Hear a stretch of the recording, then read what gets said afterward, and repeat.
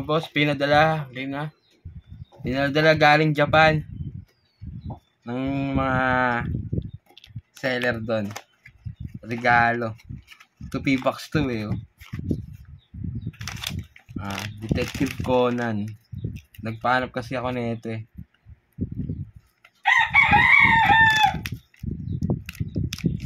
Wala akong makita. Pero sa akin to, hindi to pambenta. Detective Conan.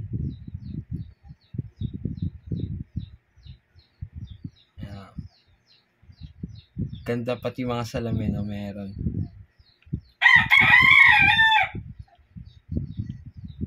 Purahan lang, may pasok lang to kaya kaya ganito. Next time na natin medyo i-detalye. Ayan siya.